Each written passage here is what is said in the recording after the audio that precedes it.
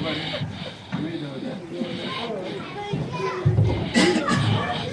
a picture of me with me.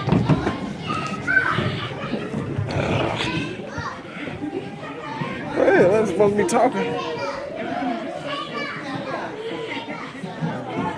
You got it on record.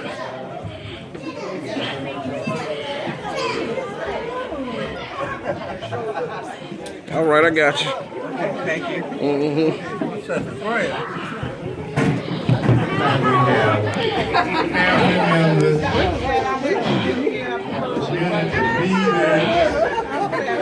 we have Donald Trump here tonight. Donald Trump is to go to the, what do they call that bedroom? That's kind of weird. In Florida, you mean the fancy place? But one thing I'm going to tell you, this is my 75th birthday, and trust me, I'm not your regular 75-year-old person. Yeah, we know. I'm moving, All right. and I don't know whether I want to use that grooving, Use it. but I'm having a nice time in my life. It's been a wonderful life. I've enjoyed my young adult life. Actually, I enjoyed when I was 8, 10, fighting with my little brothers for a little of everything. Get off of my side of the bed, give me my pistol. Then we got past that.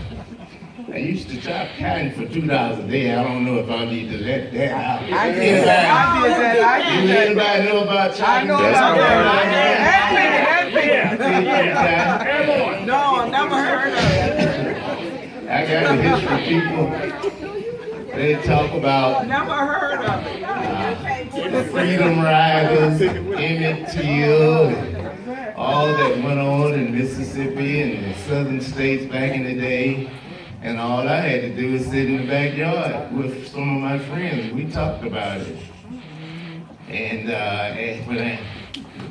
my dad, he was so hard on us until when I finally got to St. Louis. Now, I'm gonna tell you about a 14-year-old in Mississippi. A 14-year-old, let me have a seat. I can't stand up to do this. I told you to stand up.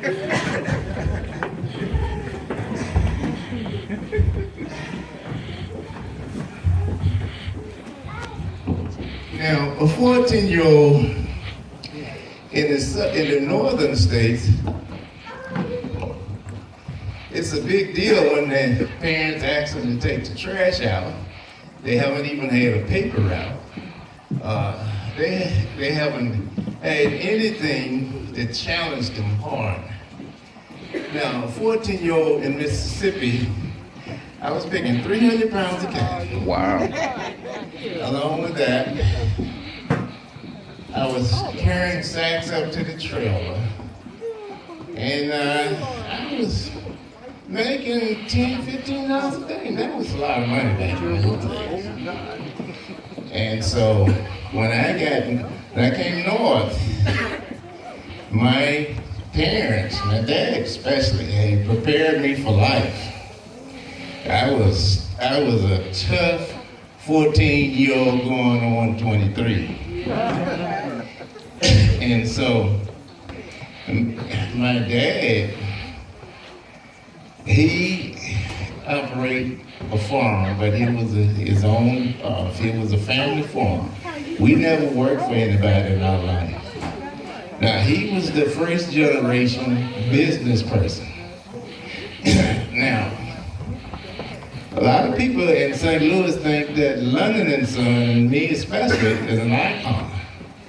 Now, my dad was the real icon because he owned 80 acres of land down in Mississippi. He owned 2 tractors, Wow. 5 or 6 mule, 3 or 4 cows, all the pigs you can count, and a barnyard full of chicken. Now, what that means, let me tell you what that means. We farmed with the 80 acres of land. We made our own money. And all those chickens around there and the hogs, we prepared our own food. We didn't go to the white person for nothing. We did our own thing. Now, he was so tough. They named a road after him. Now that was my dad. He was a real icon. And so all of his sons went in business. We were just people that worked for ourselves. And when I came along and opened London & Son, that was a dream that I had for years. Being in my own business, making my own money. And it came from my dad's strength. And so, to say I've enjoyed my complete life, to tell you about a little something about my life is I had a wonderful wife. And Miss Washington can tell you about that. Yes, I can. My friend. Well, if you ever heard of the glue that holds the family together, my wife was the glue that held our family together. And She's here. And as I've gone through life, if anyone, I'm 75, and if anyone would ask me to look back on my days on this earth, I'm gonna plug married life as opposed to living alone. Because I'm living alone now and it's hell. I don't have nobody to pick up my socks. Nobody to wash my clothes. I don't know what it means about dinner being ready when I get home. And it's a lot. It's a lot. She meant so much to the family till it's hard to kind of put it all in words. But along with making sure that I had a nice homecoming along with the children, my boys, those were the very best days of my life, to be honest about it. But we had so much fun, and there was so much energy in that house. And I was one of the first black to buy a nice single-family rent-style home in St. Louis. The subdivision is Norwood Court. And back in those days when I bought, that was when those civil rights laws got passed for blacks to start integrating this city, and they started moving to the county and integrating University City. But it started right there at St. Louis Avenue. We bought that little house, and let me tell you about our lifestyle. We were food people, all the food that you want, especially for the family. So if you think about having this nice little house, and I was 23 years old when I purchased the house, being that young, a nice little house, and we got out there and time, you know how we are when we go in business, especially black people. We gonna buy our little, I had a brand new Cadillac car. It was a convertible, white on white, in white. I'm telling you, it was going on. And so every weekend we had a party. Now let me tell you what it takes to put a party on. It takes food. We had the food. It takes family and friends. We had that. Share with everybody. And a little liquor. We did this. Uh-huh. We passed the hat. And we bought the liquor. So we had the food. We had the liquor. Did I turn the light on? We had the food, the liquor, and then after I bought that house, a nice little resident. And we would go in the basement, put some type of little flake on the store to make the floor slide. You kind of slide on the floor when you dance. We were down there dancing every weekend. We parted that house out. I mean, we were there. But if you think about it, I'm telling we're you. 23 years old. You got a brand new Cadillac car. You got a house. And your ego is just, here's your body, here's your ego. I mean, it was just out there. And you share with everybody. And this is what made me successful. Just wanted to keep that up for our lifetime. And that's what we did. We kept that going for our complete lifetime. We partied. I took my kids, I love my kids growing up in the house, and we took, is this mic still on? We took those kids everywhere. Let me name a few places. Now, we took them to, well, not starting in America, because we took them everywhere in America. Well, let's go international. We took them to Jamaica, the Bahamas, the Virgin Islands. We took them to Hawaii. My son, I almost lost my son in Hawaii because he fell in love with one of the, he was about 14. He was coordinating. He was down there doing the hula hoop and carrying on with this little gal, and where's Jerry? Couldn't find him.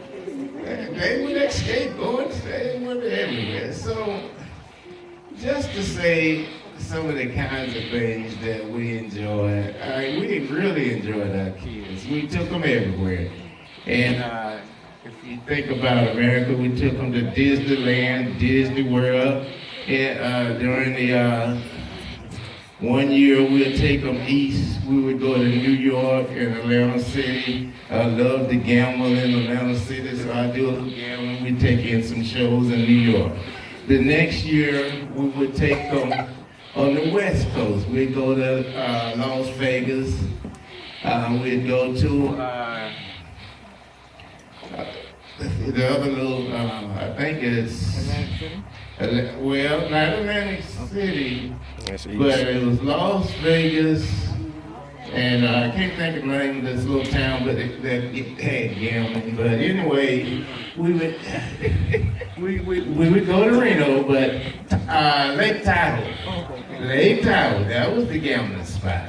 And so while we would be in West, we go to Disneyland. And we just did a lot of wonderful things with our children. And so, okay, later on, as we rolled with that, we bought a place at the Lake of the Ozarks. We bought a condo, and we bought a boat. And then here comes Mr. Matthew. We'd invite the complete Matthew Dickey organization to the Lake of the Ozarks. Absolutely. And that's where I learned that Mr. Matthew could sing. He's singing, I'm so tired of being alone. It was his drinking days. His drinking days.